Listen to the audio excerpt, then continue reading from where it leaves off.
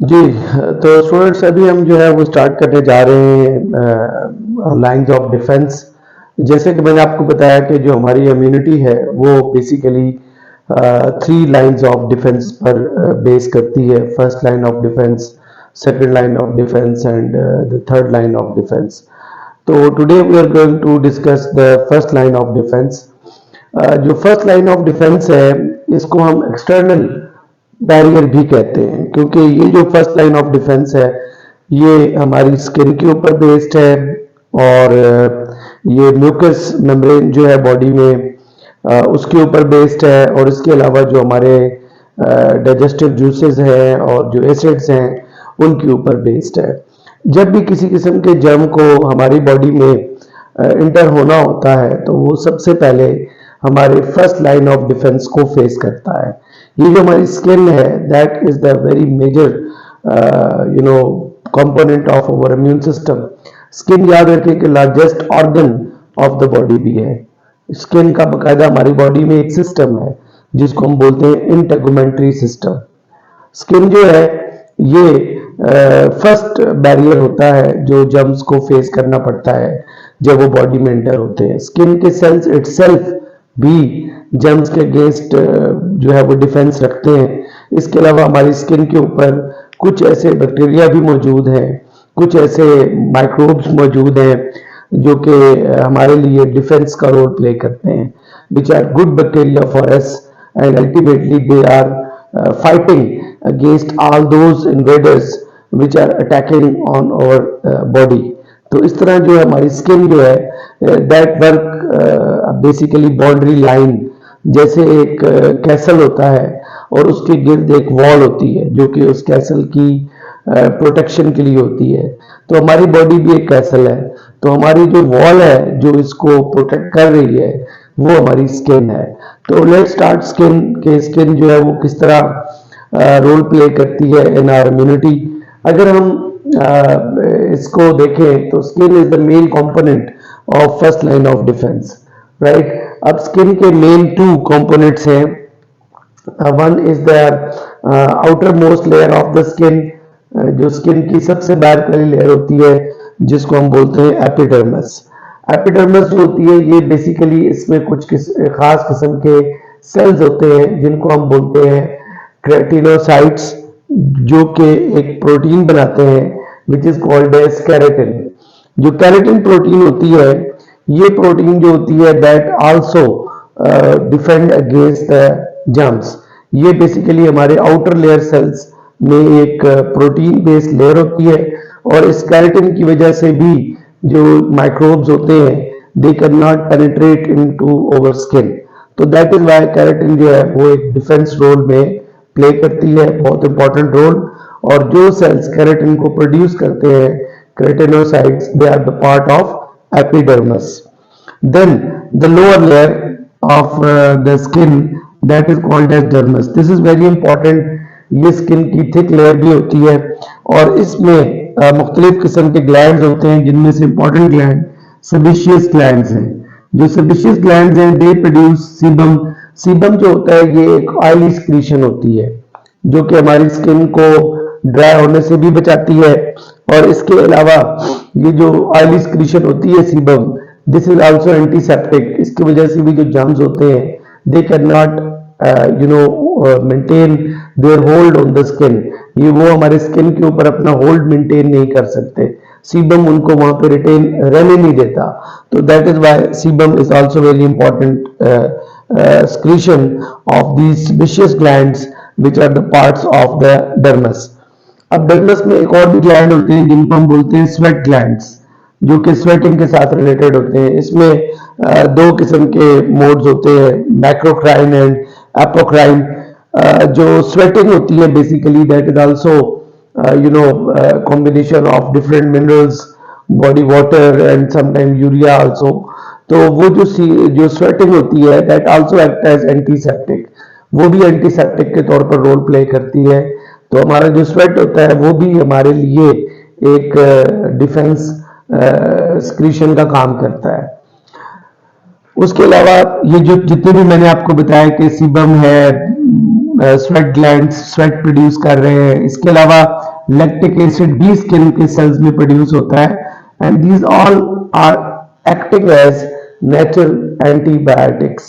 ठीक है, ये सब चीजें जो है, सीबम हो गया, आपका स्वेटिंग हो गई, लैक्टिक एसिड जो कि हमारी स्किन में प्रोड्यूस होता है, तो ये तमाम चीजें जो होती हैं they act as natural antibiotic, और ये जर्म्स को हमारी स्किन के ऊपर ही डिस्ट्रॉय कर देती हैं। इस तरह जर्म्स जो होते हैं they it's very hardly for them to enter into the skin, या स्किन उनको अलाउ करे, ये मुमकिन ही नहीं होता कि हमारी बॉडी में स्किन जो है वो जर्म्स के लिए कोई फैसिलिटेशन का रोल प्ले करे।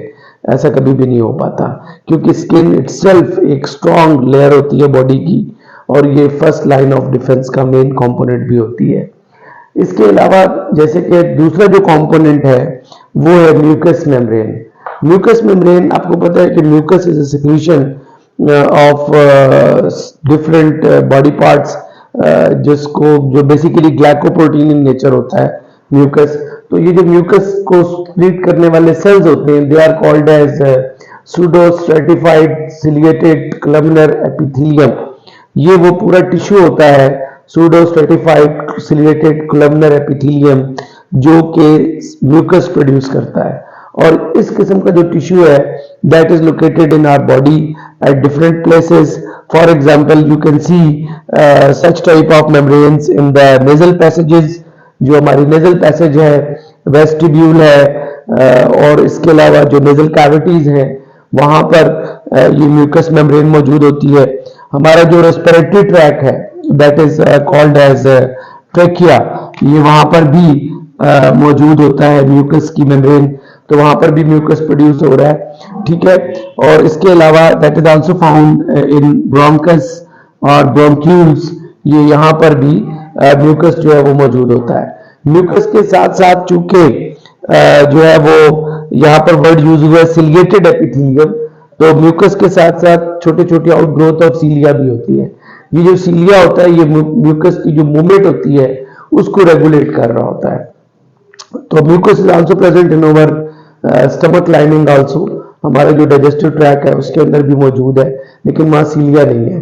तो बहरहाल इन रेस्पिरेटरी ट्रैक स्पेशली, क्योंकि हम नेजल कैविटी से इनहेल कर रहे होते हैं एयर को, तो एयर जो होती है that is rich with microbes, तो माइक्रोब्स थ्रू इनहेलेशन आपकी नेजल कैविटी में जा सकते हैं और जाते हैं, लेकिन why they can't get successful to infect our body, the reason is that कि म्यूकस लाइनिंग मौजूद है, और जब ये जर्म्स हमारी बॉडी में एंटर होते हैं specially in our nasal cavity, तो अल्टीमेटली हमारे जो म्यूकस की सिक्रीशंस हैं वो इन जर्म्स को इनएक्टिव कर देती हैं, इनको इमोबिलाइज कर देती हैं, इनकी मूवमेंट को लिमिटेड कर देती हैं, और सीलिया जो है वो इस म्यूकस को और जर्म्स को उस डायरेक्शन में पुट कर देता है जिससे वो जर्म्स जो होते हैं they can not move further. For example अगर वो नेजल कैविटी में है तो उसको push back to the pharynx to digestive track कर देगा, ताकि वो जर्म्स जो है वो डाइजेस्टिव ट्रैक की तरफ चले जाएं और वहां पर जो एसिड्स पड़े हुए हैं, जूसेस हैं, डाइजेस्टिव एंजाइम्स हैं, वो उनको डिस्ट्रॉय कर दें। एक तो ये मेथड होता है उसका, और दूसरा ये भी होता है जैसे हमारा रेस्पिरेटरी ट्रैक है तो उसमें जो हमारा ट्रेकिया है उसके अंदर जो सीलिया है they are showing uphill movement. Mucus is going to produce by the ciliated cells, लेकिन ड्यू टू अपहिल मूवमेंट वो जो म्यूकस होता है that push to the pharynx and then it is swallowed by the oesophagus, and ultimately जितना भी microbes और जितने भी एलर्जेंट्स जो है वो रेस्पिरेटरी ट्रैक में जाते हैं they are finally move toward the, उनको मूव करवा दिया जाता है टू द डाइजेस्टिव ट्रैक जहां पे उनको डिस्ट्रॉय किया जा सके। इन केस ऑफ कोरोना के पेशेंट्स में एक प्रॉब्लम जो है वो ये भी बन जाता है कि उनके जो सीलिया होते हैं their movement is not remain effective, जिसकी वजह से वो जो म्यूकस होता है that start percolating down to the lungs, and ultimately वो ब्रोंक्यूल्स को और ब्रोंकाई को फिर बंद कर देता है, जिसकी वजह से जो एक्सचेंज ऑफ गैसेस है उसमें प्रॉब्लम आता है, कफ स्टार्ट होती है और फिर अल्टीमेटली लंग्स के ऊपर प्रेशर पड़ता है। तो इस तरह जो है वो mucus is also very important component of our first line of defence along with सीलिया।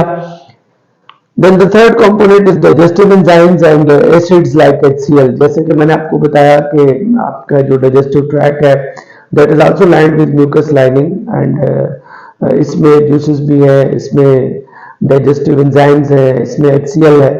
तो अगर कोई माइक्रोब जो है वो इंटर हो जाता है इनटू द डाइजेस्टिव ट्रैक या उसको स्वेलो कर लिया जाता है या उसको हम थ्रू फूड इनटेक कर लेते हैं तो हमारे स्टमक में HCl is very strong acid with pH 2।